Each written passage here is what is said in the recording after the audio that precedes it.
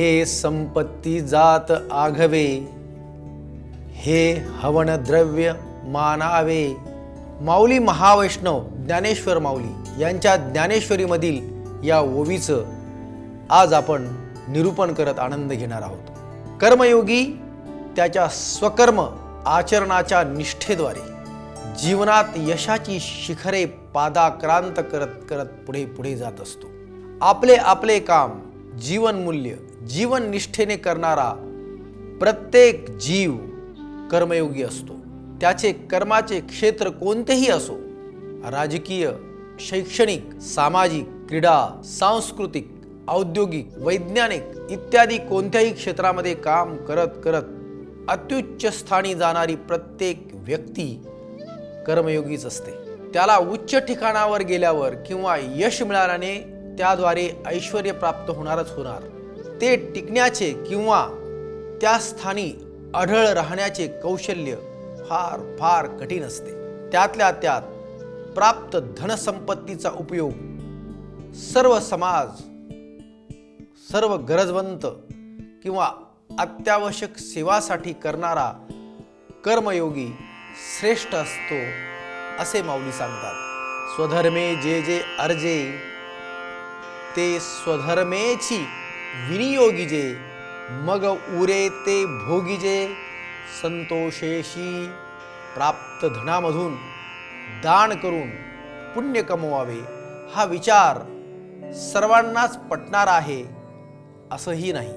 हे दान मात्र सत्पात्री असावे, कारण माऊली स्पष्टपणे सांगतात, स्वधर्मेची विनियोगिजे. दान देताना त्याचा उपयोग योग्य ठिकाणी होण्याची काळजी घेतली पाहिजे. तृप्त झालेले कर्मयोगीच दान पुण्य कमावतात. तृप्तीनंतरही खाणाऱ्यास अजीर्णाचा त्रास संभवतो. हा त्याच व्यक्तीच्या आरोग्यावर परिणाम करणारही असतो. हे आरोग्य शारीरिक असो की मानसिक, त्यावर परिणाम होणार हे मात्र नक्की. इहलोकी कर्मयोगाने कमावलेले धनसंपत्ती, वैभव त्यास चिटकून न राहता ते स्वधर्मासी अर्पण करून त्यापासून अलिप्त राहण्याचा सल्ला माऊली देतात. जे संपत्ती जात आघवे, हे हवन द्रव्य मानावे, मग स्वधर्म यज्ञ अर्पावे आदिपुरुषी. खरं तर हा विचार आमच्या मनाला न रुचणार आहे, न पटणार आहे. आम्ही आयुष्यभर कष्ट करून प्रामाणिकपणे कमावलेला एक एक नवा पैसा साठवलेला त्यास हवन द्रव्य मानून कसं काय अर्पण करायचं, त्यातून साध्य काय होणार आहे, आणि का म्हणून ते दान देऊन मोकळं व्हावं, असे एक ना अनेक प्रश्न तुमच्या माझ्यासारख्या सर्वसामान्य माणसाच्या मनात येणे स्वाभाविक आहे. त्याची कारणेही तशीच आहेत. कारण आम्हाला धनसंपत्ती कमवायची असते. लहानपणापासून आमच्यावर तसा संस्कार झालेला आहे. हा विचार आमच्या मनावर बिंबवला गेला आहे.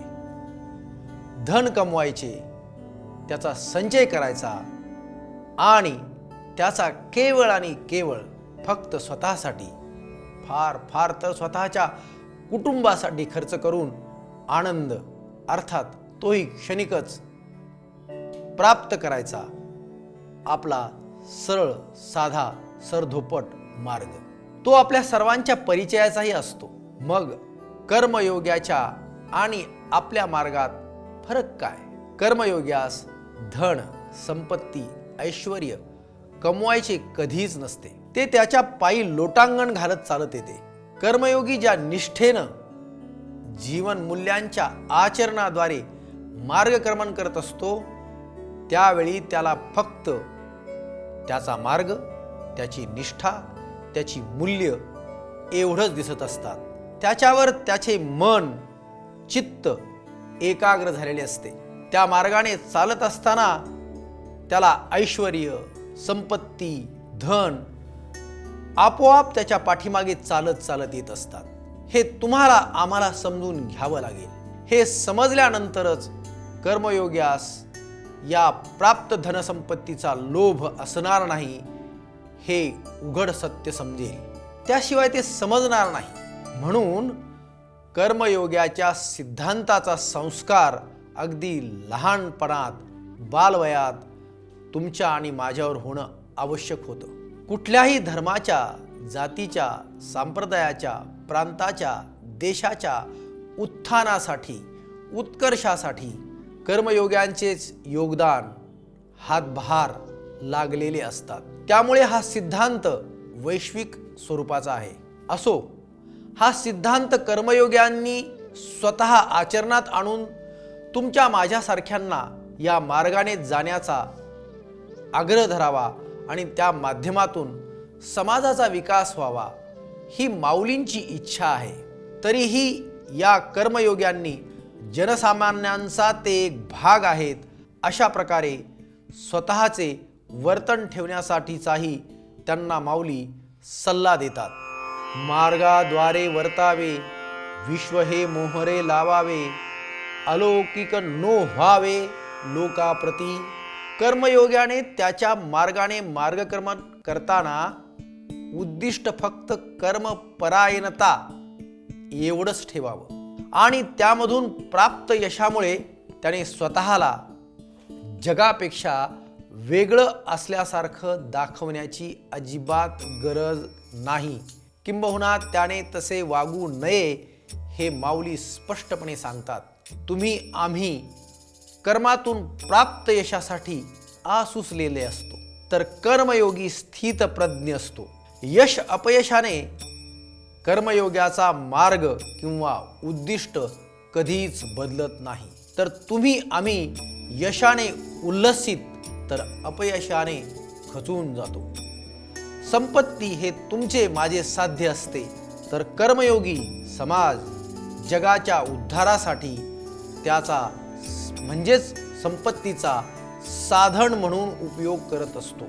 संपत्ती ही इथेच ठेवून आपला इहलोकीचा प्रवास आपल्याला संपवायचा आहे हे कर्मयोग्याला चांगलं माहीत असतं किंवा त्याला त्याची जाणीव असते.